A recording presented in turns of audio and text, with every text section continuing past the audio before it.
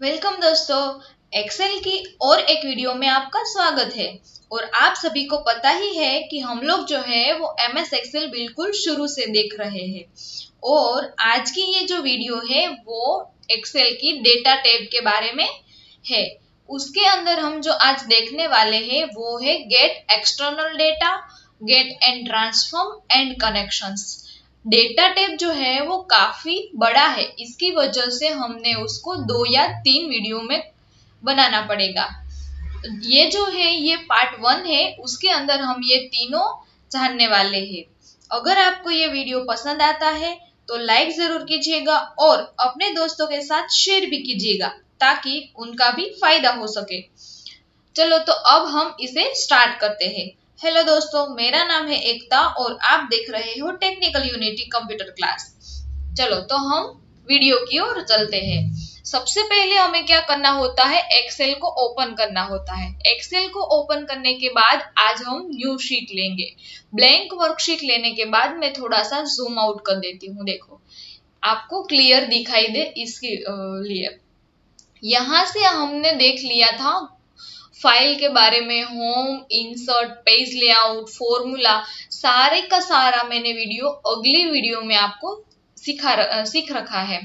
अगर आपको ये वीडियो देखना है तो मेरी YouTube चैनल को आप सब्सक्राइब कर लो और वहां जाके आप इन सभी वीडियो को, प्रीवियस वीडियो को देख सकते हो। आज हम देखने वाले हैं वो है डेटा टैब के बारे में। डेटा टैब में सबसे पहले ये कौन सा पोर्शन आता है, गेट एक्सटर्नल डेटा का। गेट एक्सटर्नल डेटा का मीनिंग क्या होता है कि गेट मीन्स लेना, एक्सटर्नल मीन्स बाहर का कोई डेटा। बाहर का कोई डेटा हमें जब एक्सेल में यहाँ पे एक्सटर्नल करवाना होता है, गेट करवाना, लाना होता है, तब हम इसी पोर्शन का यूज करेंगे, गेट एक्सटर्नल डेटा का। देखो सबसे पहला जो है वो है फ्रॉम एक्सेस। एक्सेस क्या है, एमएस एक्सेस एक प्रोग्राम है। एमएस एक्सेस क्या है, डेटाबेस का एक प्रोग्राम है। जैसे एमएस ऑफिस है, एमएस एक्सेल है, इसी तरह से 8 प्रोग्राम है जो माइक्रोसॉफ्ट ऑफिस के हैं, उसमें से एक है एक्सेस। फ्रॉम एक्सेस में हम क्या कर सकते हैं, देखो यहाँ से मैं क्लिक करती हूँ और मैं आपको दिखाती हूँ। मैंने जो डेटाबेस 1 एंड डेटाबेस 2 है वो मैंने पहले से बना रखा है, आपके लिए बना रखा है, लेकिन मैं आपको इसमें से डायरेक्ट एक्सेस करवा के नहीं दिखाने वाली हूँ, मैं आपको बना के भी दिखाऊंगी। देखो यहाँ से मैं डेटाबेस 1 या 2 को यहाँ से सिलेक्ट करने के बाद ओपन करवा लेती हूँ तो सारा का सारा डेटाबेस मेरा यहाँ पे ओपन हो जाएगा। ऐसा करने के लिए हमें सबसे पहले एक्सेस में आपको क्या करना पड़ेगा, डेटाबेस क्रिएट करना पड़ेगा। चलो तो हम पहले उसमें डेटाबेस क्रिएट करते हैं। देखो यहां से आपको एक्सेस ले लेना है। देखो यहां से आपको दिखाई दे रहा होगा एक्सेस 2016। मैं एक्सेल भी जो है वो 2016 यूज कर रही हूँ, इसके लिए मैं यहाँ पे एक्सेस जो है वो भी 2016 लेने वाली हूँ। इसको ओपन कर लेना है। ओपन करने के बाद आप देख सकते हो कि आप यहाँ से जो ब्लैंक डेस्कटॉप बेस में डेटाबेस है उसको आपको क्लिक करना है। उसके ऊपर क्लिक करने के बाद यहाँ पे आपको आपका नाम किसी भी दे देना है। देखो यहाँ पे मैं यूनिटी नाम देने वाली हूँ, मैं यहाँ से यूनिटी नाम दे देती हूँ। वो सेव कहाँ पे होगा, सी ड्राइव में, यूजर में, हेलो में, डॉक्यूमेंट्स में। बाय डिफॉल्ट कहाँ पे सेव होता है, वो डॉक्यूमेंट्स में सेव होता है। उसके बाद यहाँ से आपको क्रिएट कर देना है। क्रिएट करने के बाद जैसा आपको एक्सेल में आता है वैसा ही इंटरफेस यहाँ पे आपको ओपन होता हुआ दिखाई देगा। देखो यहाँ पे आईडी में आपको क्या डालना है, 1 डालना है। Click to add. देखो यहाँ पे आपको क्या डालना है, नेम डालना है। देखो नेम, और इसके बाद आपको सैलरी डालनी है। अगर आपको यहाँ पे डिपार्टमेंट डालना है तो भी आप डाल सकते हो। देखो डिपार्टमेंट, और उसके बाद आप सैलरी डाल सकते हो। ओके, उसके बाद आपको यहाँ से कोई भी डेटा ऐड कर देना है। देखो यहाँ से मैं कुछ डेटा आपको ऐड करके दिखाती हूँ। जोनसी का डिपार्टमेंट जो है वो ऑफिसर है। उसके बाद इसकी सैलरी जो है वो डाल देते हैं। उसके बाद हम यहाँ पे आईडी में क्या होता है, आप 1 से भी स्टार्ट कर सकते हैं। यहाँ पे प्राइमरी की का यूज करते हैं। हम जब डेटाबेस का पढ़ेंगे, आपको मैं सिखाऊंगी, तब मैं इसके बारे में डिटेल में बताऊंगी। लेकिन यहाँ से आप 1 से भी स्टार्ट करना चाहते तो कर सकते हैं। देखो यहाँ से मैं कोई और नाम ले लेती हूँ अब, राहुल। इसका डिपार्टमेंट जो है वो है क्लर्क का। उसकी सैलरी भी हम डाल देते हैं।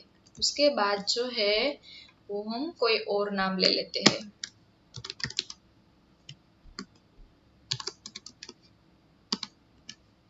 अभी मैं कोई किसी भी तरह का डिपार्टमेंट ले रही हूँ, क्योंकि आपको मेरे को दिखाना है इसके लिए। यहाँ पे आईडी में कैसा होता है, प्राइमरी की जब हम सेट करते हैं तो 1 2 3 4 5 आता है, यहाँ पे भी आ जाता है, लेकिन वो जो है वो 1 से कंसीडर होता है। यहाँ पे आपने जो 3 से लिया है वो 1 से आएगा। देखो यहाँ पे मैं कोई और ले लेती हूँ, निधि। उसके बाद हम लेंगे रवि। उसके बाद हम लेंगे दीक्षित। उसके बाद हम लेंगे मन। ओके, इतना डेटा लेने के बाद मैं आपको दिखा देती हूँ।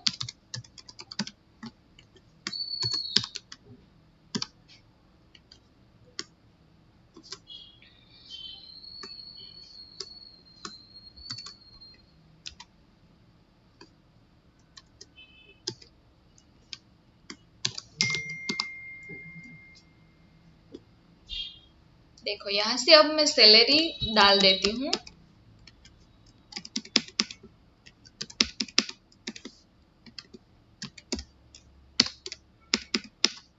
ओके, यहाँ से मैंने डेटाबेस क्रिएट कर लिया और उसके बाद यहाँ से आपको सेव कर लेना है। सेव करने के लिए यहाँ से आपको सेव कर देना है। सेव में टेबल 1 ही आप रहने देना, और आपको कोई टेबल का नाम भी देना चाहते हैं तो आप यहाँ से दे सकते हो। ओके कर देना है यहाँ से, और यहाँ से इसको क्लोज या मिनिमाइज कर देना है। मैं अभी यहाँ से मिनिमाइज कर देती हूँ, क्योंकि आपको दिखाना अगर मेरे को पड़ेगा तो मैं यहाँ से सरलता से यूज कर सकूँ इसको। देखो उसके बाद हमें क्या करना है, फ्रॉम एक्सेस में से हमें क्या करना है, इसको लाना है। देखो फ्रॉम एक्सेस में जाना है, और यहाँ से मैंने कौन सा डेटाबेस क्रिएट किया था, यूनिटी वाला को सिलेक्ट कर लेना है और यहाँ से ओपन कर देना है। ओपन करने के बाद यहाँ से आपको कुछ भी छेड़खानी नहीं करनी है, और यहाँ से आपको ओके कर देना है। ओके करने के बाद यहाँ से थोड़ी देर आपको वेट करना होगा। देखो अब आप देख सकते हो कि मैंने जो ये टेबल बनाया हुआ था वो यहाँ पे आपको शो हो रहा है। देखो मैं डेटाबेस 2 वाला जो टेबल था वो भी आपको दिखा देती हूँ। देखो ये वाला मैं फिर से आपको एक बार दिखा देती हूँ। देखो मेरे को यहाँ पे वही टेबल सेम टू सेम चाहिए, तो यहाँ से फिर से आप डेटा में जाके फ्रॉम एक्सेस करने के बाद यहाँ से यूनिटी पर डबल क्लिक कर देना है, और यहाँ पे जो आपको दिखाई दे रहा है वो आपको टेबल ही सिलेक्ट रहने देना है। टेबल सिलेक्ट रहने देना है, और यहाँ पे जो ये आपका ब्लिंकिंग हो रहा है वो दिखा रहा है कि यहाँ से शुरू होकर यहाँ से इतना आपका टेबल आएगा, यहाँ से स्टार्ट होगा मीन्स आपका। और आपको यहाँ पे न्यू वर्कशीट में डालना है तो यहाँ से आप इसको भी चूज कर सकते हो, लेकिन मुझे यही वर्कशीट में चाहिए, इसके लिए मैं यही चूज रहने देती हूँ और यहाँ से ओके कर देती हूँ। आप देख सकते हो कि मेरा ये जो टेबल था वो मैंने फिर से यहाँ पे भी ला दिया है। देखो अब उसके बाद वाला जो ऑप्शन होता है वो हम सीखेंगे। देखो यहाँ से मैं थोड़ा स्क्रॉल कर लेती हूँ, और यहाँ से फ्रॉम वेब का मतलब क्या होता है कि वेबसाइट, कोई भी वेबसाइट से हमें कोई डेटा हमारी सेल एक्सेल शीट में लाना होता है तब हम इसका यूज करते हैं। देखो यहाँ से आपको फ्रॉम वेब पर क्लिक करना है, और यहाँ पे यहाँ जो हमने नो कर देना है, और यहाँ पे आपको क्या करना है, जो भी वेबसाइट आपको चाहिए उसका एड्रेस यहाँ पे लिंक कर देना है। देखो यहाँ से मैं कोई भी वेबसाइट ले लेती हूँ, ये मेरी यूट्यूब चैनल है, लेकिन मैं उसको नहीं, यहाँ पे मैंने जो हॉरर स्टोरी सर्च की थी उसको मैं ले लेती हूँ। देखो यहाँ से इनकी जो लिंक होती है उसको आपको सिंपली कॉपी करना होता है, कंट्रोल सी से कॉपी होता है। कंट्रोल सी करने के बाद यहाँ से आपको देखो यहाँ पे जो लिखा हुआ है यहाँ पे आपको क्या करना है, उसको कॉपी पेस्ट कर देना है। कंट्रोल वी से पेस्ट होता है। देखो मैंने यहाँ पे कंट्रोल वी कर दिया। उसके बाद डायरेक्ट यहाँ से गो नहीं कर देना है और ऑप्शन में जाने के बाद यहाँ से नन वाला ऑप्शन आपको HTML फॉर्मेटिंग कर देना है और यहाँ से ये दोनों को चेक कर देना है। उसके बाद ओके करना है और यहाँ से इंपोर्ट कर देना है। इंपोर्ट करने के बाद ये जो स्क्रिप्ट एरर आपको दिखा रही है उसको आपको यस कर देना है। वो आपको दिखा रहा है कि लाइन 132 आएगी, ऐसा आपको इंफॉर्मेशन दे रहा है, उसको आपको यस सिंपली यस करना होता है। देखो ऐसा फॉर्मेट आपको दिखाई देगा, यस करना है।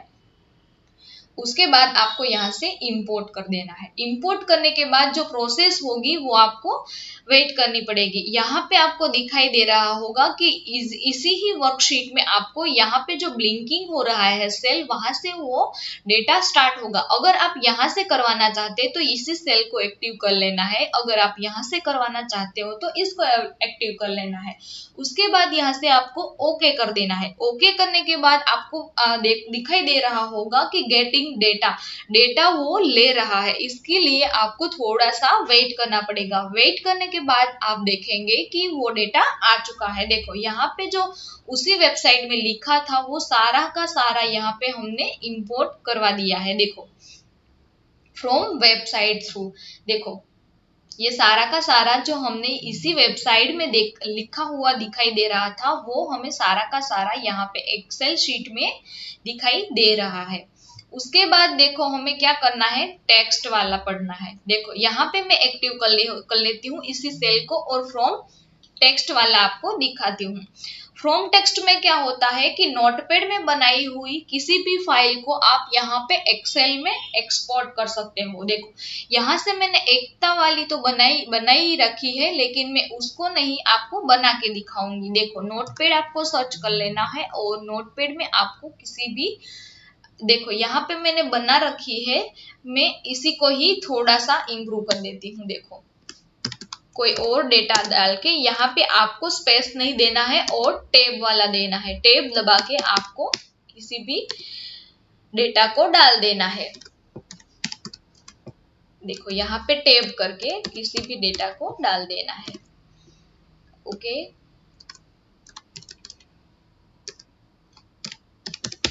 देखो इसी को ही ekta.txt टेक्स्ट वाली जो फाइल है उसी को ही मैं क्या कर देती हूँ, इसी को ही मैं सेव कर देती हूँ। देखो कंट्रोल एस से ये जो मेरी फाइल है वो अब सेव हो चुकी है।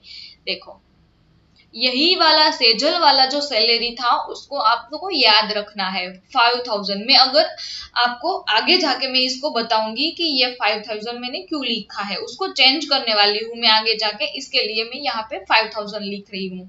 सेजल वाला आपको याद ध्यान में रखना है। उसके बाद यहाँ से मैं क्लोज कर देती हूँ और यहाँ से फ्रॉम टेक्स्ट में जाने के बाद एकता वाला इंपोर्ट कर लेती हूँ। देखो इंपोर्ट करने के बाद आपको यहाँ पे जो दिखाई दे रहा है उसमें आपको कुछ नहीं करना है और यहाँ से नेक्स्ट कर देना है।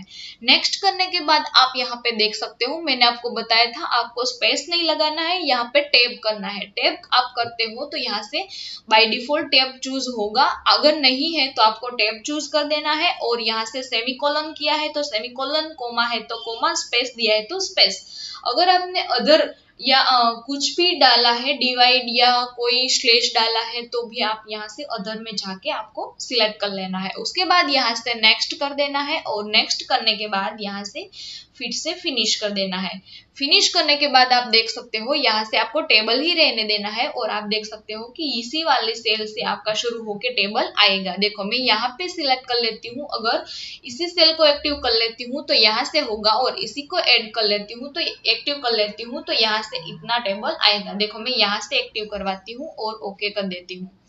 ओके करने के बाद आप देख सकते हो कि मैंने जो नोटपैड में टेबल बनाया था वो भी मैंने यहाँ पे एक्सपोर्ट करवा दिया है। एक्सटर्नल डेटा का मतलब ही ये होता है कि बाहर का डेटा हम एक्सेल में ला सकते हैं।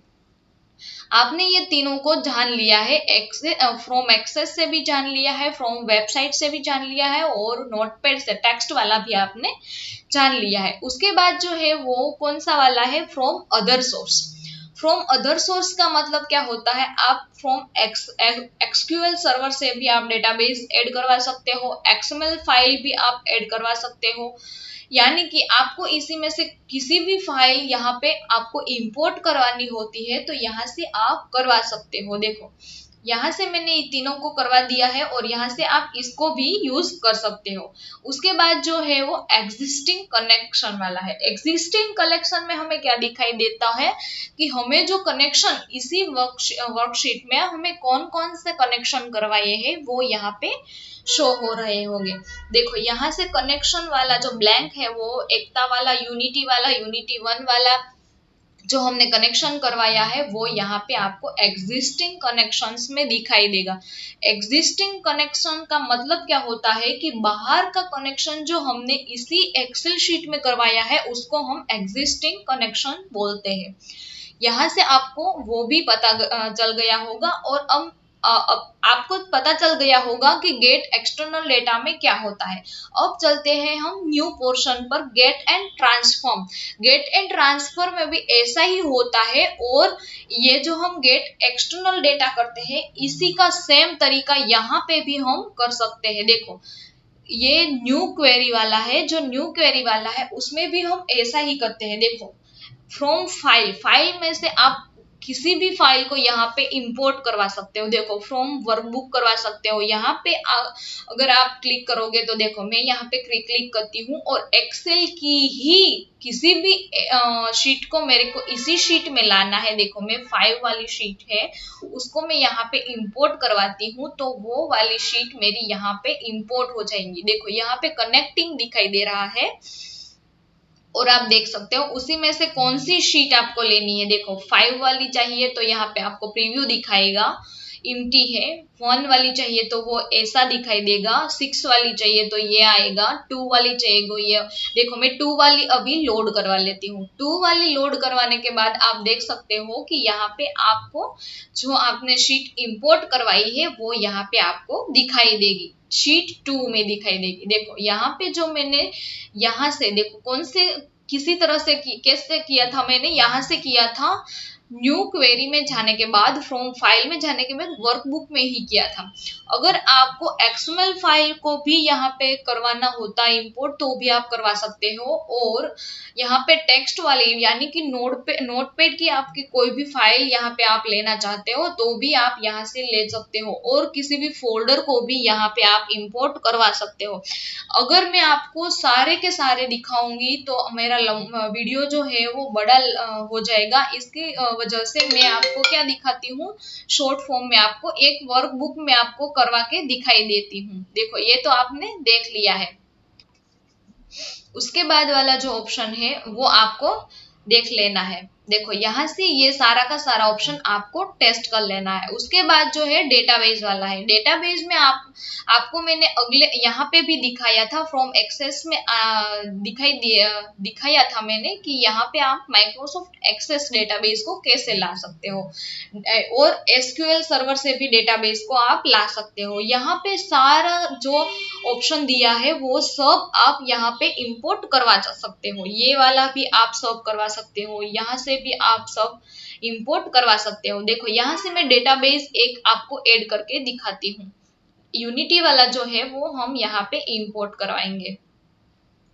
इंपोर्ट करवाने के बाद आप देख सकते हो कि टेबल 1 जो है वो हमारा कैसा प्रीव्यू देखता है। उसके बाद आपको लोड करवा देना है। लोड करवाने के बाद इसमें क्या डिफरेंट होता है कि ये वाला जो डेटा में हम यहाँ से जो एक्सटर्नल डेटा करवाते थे, यहाँ पे सारा का सारा जो हम इंपोर्ट करवाते थे वो एक ही शीट में यानी कि शीट 1 में ही सारा का सारा आ चुका था। देखो यहाँ पे ही हमने किया था सारा। देखो और यहाँ पे क्या डिफरेंट है, जो हम जो एक ऑप्शन परफॉर्म करते हैं वो एक ही शीट में हमें दिखाई देगा, दूसरा परफॉर्म करेंगे जैसा ही वो दूसरी शीट में आपको दिखाई देगा। देखो जूम कर देती हूँ थोड़ा सा।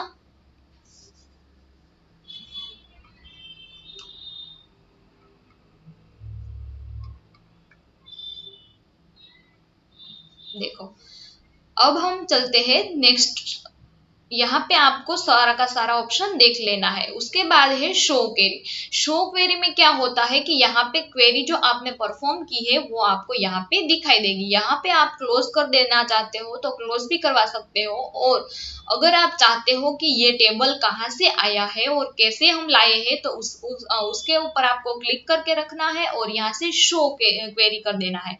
शो क्वेरी करने के बाद आप देख सकते हो कि जो शीट 2 में है 19 रोज लोडेड वाला जो है वो हमने इसी तरह से लाया हुआ है, और टेबल 1 जो है वो भी आपको यहाँ पे दिखाई दे रहा होगा। देखो यहाँ पे, और टेबल 1 भी यहाँ पे दिखाई दे रहा है। उसके बाद जो है वो फ्रॉम टेबल वाला है। फ्रॉम टेबल में क्या होता है कि ये जो हम सिलेक्ट करेंगे, सबसे पहले इसको सिलेक्ट करने के बाद यहाँ से फ्रॉम टेबल पर जाएंगे। फ्रॉम टेबल पर जाने के बाद आपको जो ये दिखाई दे रहा है वो टेबल के फॉर्म में दिखाई देगा। देखो यहाँ पे क्लिक करने के बाद आप देख सकते हो कि टेबल थ्रू आपको ये डेटा जो है वो शो हो रहा है। देखो यहाँ से आप ऐसे भी देख सकते हो। उसके बाद यहाँ से आपको यही वाला टेबल भी आपको फॉर्म टेबल पर जाने के बाद करना है, तो यहाँ पे टेबल के फॉर्म में भी आप शो करवा सकते हो। ओके, उसके बाद वाला जो ऑप्शन है वो रिसेंट सोर्स का है। रिसेंट मीन्स क्या होता है कि हमने जो सोर्स अभी अभी रिसेंट में जो चेक किया है वो यहाँ पे आपको दिखाई देगा। देखो यहाँ पे मैंने सबसे पहले ये जो एक्सेल का पार्ट 5 था वो ओपन किया था, और उसके बाद जो है वो मैंने इसी डेटाबेस को, यूनिटी वाला डेटाबेस ओपन किया था, तो वो यहाँ पे शो हो रहा है। उसके बाद जो ऑप्शन है वो है कनेक्शंस का। कनेक्शंस में क्या होता है, मैंने आपको बताया था कि वही वाला आपको ध्यान में रखना है, सेजल वाला डेटा, उसी का हम यहाँ पे दिखाएंगे आपको। देखो यहाँ पे कनेक्शन वाले में क्या होता है, रिफ्रेश ऑल। रिफ्रेश ऑल में क्या होता है कि ये सारा का सारा रिफ्रेश होता है, ऐसा नहीं होता है। हमने जब भी यहाँ पे जो कोई भी यहाँ पे कोई चेंज नहीं करवाता है। ये अगर आपने नोटपैड में जहां पे ये फाइल बनाई है वहां आप कुछ भी चेंज करते हो, चेंज यानी कि यहाँ पे मैंने 5000 लिखा है तो मैं यहाँ पे 50,000 करूंगी अगर, तो उसके बाद मैं यहाँ से रिफ्रेश करूंगी तो यहाँ पर भी 50,000 आ जाएगा। देखो उसके ये वाला हम बाद में देखते हैं, और यहाँ से कनेक्शन वाला पहले देख लेते हैं। कनेक्शन में क्या होता है कि इसी शीट में, वर्कशीट में आपने कौन कौन से कनेक्शन करवा रखे हैं वो यहाँ पे आपको दिखाई देंगे। आप यहाँ से ऐड भी करवा सकते हो, रिमूव भी करवा सकते हो, उसकी प्रॉपर्टी भी चेक कर सकते हो, रिफ्रेश भी, सारा सब कुछ यहाँ पे कनेक्शन में जाने के बाद यहाँ से आप करवा सकते हो। उसके बाद वाला जो हमारा ऑप्शन है वो है प्रॉपर्टीज का। प्रॉपर्टीज का ऑप्शन अभी इनेबल है क्योंकि आपने यहाँ पर ब्लैंक सेल जो है वहां पर आपने क्लिक कर रखा है। यहाँ पर क्लिक करने के बाद वो जो है वो इनेबल हो जाएगा और आपको यहाँ से प्रॉपर्टी दिखाई देगी। प्रॉपर्टी वो आपको क्या दिखाई देगी कि इसका नाम क्या है, वो एकता नाम से सेव हुआ है, और यहाँ से आपको सारा का सारा दिखाई देगा कि उसकी प्रॉपर्टी क्या है, कहाँ से लिया है, क्या है, इंसर्ट सेल, न्यू, डिलीट क्या कर सकते हो, वो भी यहाँ से आपको दिखाई देगा। एडिट लिंक में क्या होता है कि अगर आपने यहाँ पे कोई भी लिंक ऐड करवाई होती तो यहाँ से आप एडिट लिंक करवा सकते हो। चलो अब लास्ट वाला जो ऑप्शन हमारा बचा है वो है रिफ्रेश ऑल का। देखो यहाँ पे मैं नोटपैड ओपन कर लेती हूँ। नोटपैड ओपन करने के बाद यहाँ पे मैंने बताया था आपको 5000 के आपको यहाँ पे 0 लगा देना है और 50,000 कर देना है, और यहाँ से आप देख सकते हो ये जो नेम है मैं उसको कैपिटल में कर देती हूँ, पूरा का पूरा नेम कैपिटल में कर देती हूँ, और सैलरी भी मैं कैपिटल में कर देती हूँ। देखो सैलरी। उसके बाद आपको देखना है कि ये जो सारा हमने किया है चेंजेस वो यहाँ पे आपको एक्सेल शीट में चेंज होता हुआ नजर आता है या नहीं आता है। यहाँ से आपको क्या कर लेना है, कंट्रोल एस सेव कर लेना है और यहाँ से इसको क्लोज कर देना है। क्लोज करने के बाद आप यहाँ से रिफ्रेश ऑल कर देना। रिफ्रेश ऑल करने के बाद आप देख सकते हो कि एकता वाला जो है वो आपको ले लेना है। आप देख सकते हो कि क्या हो चुका है, आपका रिफ्रेश ऑल हो चुका है। रिफ्रेश हो रहा है, इसकी वजह से आपका जो ये है वो भी ऐसा दिखाई दे रहा है, और आपका जो सर्कल चेक कर रहा था वो भी आपको दिखाई देता होगा। यहाँ से आपको देख लेना है जो आपने टेबल बनाया था। देखो मैंने यहाँ पे टेबल बनाने के बाद यहाँ से क्या किया था, एक एंटर दे दिया था, और एंटर देने के बाद मैंने जो चेंजेस किया था वो आप देख सकते हो। देखो मैंने सेजल की जो सैलरी थी वो बढ़ा रखी थी, और ये जो कैपिटल स्मॉल में था वो मैंने कैपिटल कर दिया था। रिफ्रेश करने के बाद आपका ये हो जाता है। देखो इसका मतलब क्या होता है कि आपको इसमें नहीं चेंज करना पड़ेगा। आपने जो ऑलरेडी फाइल पहले बना रखी है उसमें आप कोई भी चेंजेस करवाते हो, और यहाँ आके ऑलरेडी आप एक ही बार रिफ्रेश ऑल कर देते हो, तो सारा का सारा एक्सेल शीट में ऑल रिफ्रेश हो जाएगा। चलो अब हमने आज क्या देखा है, गेट एक्सटर्नल डेटा देखा है, गेट एंड ट्रांसफॉर्म देखा है, एंड कनेक्शन देखा है। ये तीनों का तीनों हमने एक ही वीडियो में बना दिए हैं। अगले लेक्चर में हम सीखने वाले हैं sort and filter. Sort and filter तो हमने पहले भी देखा था, और उसके बाद जो है वो डेटा टूल्स और फोरकास्ट एंड आउटलाइन। ये जो सारा बाकी रह गया है हमारा वो हम नेक्स्ट लेक्चर में देखने वाले हैं। तो आपको क्या करना है कि हमने जो आज सीखा है वो आपको एक बार रिवीजन जरूर कर लेना है, और मैंने जो ये नहीं दिखाया आपको कर करके एक एक, वो आपको एक एक कर करके सारा का सारा यहाँ पे एक्सेल में इंपोर्ट करवाना है। चलो तो अब हम चलते हैं, मिलते हैं नेक्स्ट वीडियो में। तब तक के लिए बाय बाय।